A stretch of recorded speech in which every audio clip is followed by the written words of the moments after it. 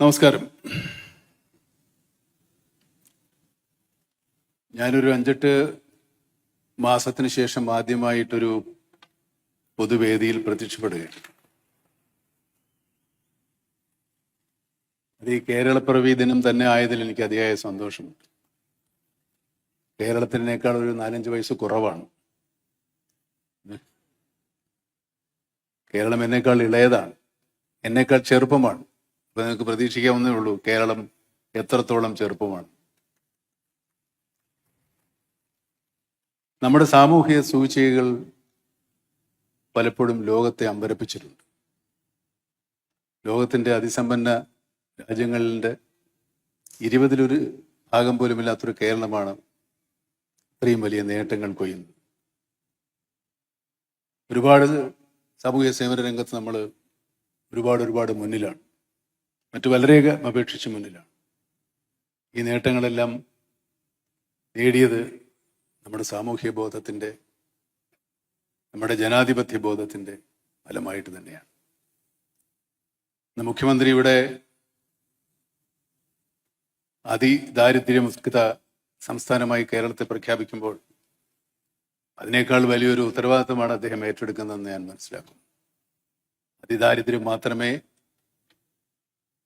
ദാരിദ്ര്യത്തിൽ നിന്ന് മാത്രമേ നാം മുക്തമായിട്ടുള്ളൂ.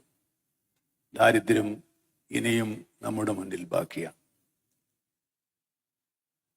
ഒരുപാട് പ്രതിസന്ധികളെ കേരള ജനത തോളോട് തോൾ ചേർന്ന് നിന്ന് അതിജീവിച്ചിട്ടുണ്ട്.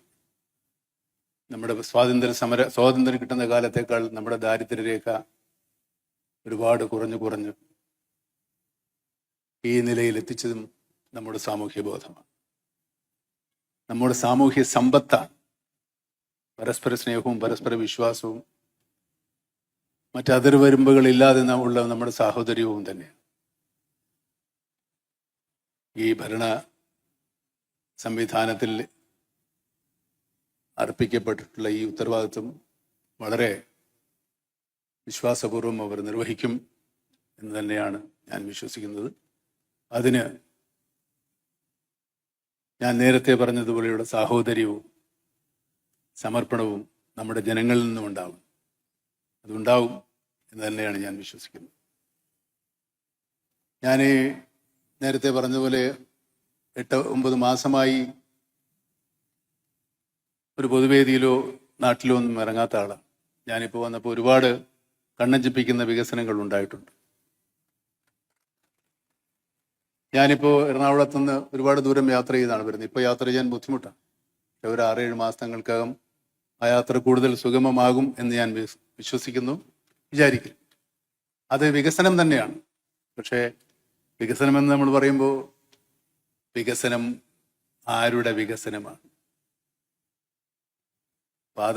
രാജപാതകളും വലിയ കെട്ടിടങ്ങളും നിർമ്മിക്കുന്നത് കൊണ്ട് മാത്രം നാം വികസിക്കപ്പെടുന്നില്ല. വികസിക്കേണ്ടത് നമ്മുടെ സാമൂഹ്യ ജീവിതമാണ്. സാമൂഹ്യ ജീവിതം വികസിക്കണമെങ്കിൽ ദാരിദ്ര്യം പരിപൂർണമായും തുടച്ചു മാറ്റപ്പെടണം. ദാരിദ്ര്യം പരിപൂർണമായി തുടച്ചു മാറ്റപ്പെട്ട സ്ഥലങ്ങൾ വളരെ അപൂർവമേ ഉള്ളൂ. എൻ്റെ അറിവിലില്ല. കേരളം പലതിനും മാതൃകയായിട്ടുള്ളതാണ്. കേരള ജനത അതിൻ്റെ എന്നും ആ സംരംഭങ്ങൾക്ക് പിന്നിലുണ്ടായിട്ടുണ്ട്. ഇതുപോലെ ദാരിദ്ര്യം തുടച്ചു മാറ്റാൻ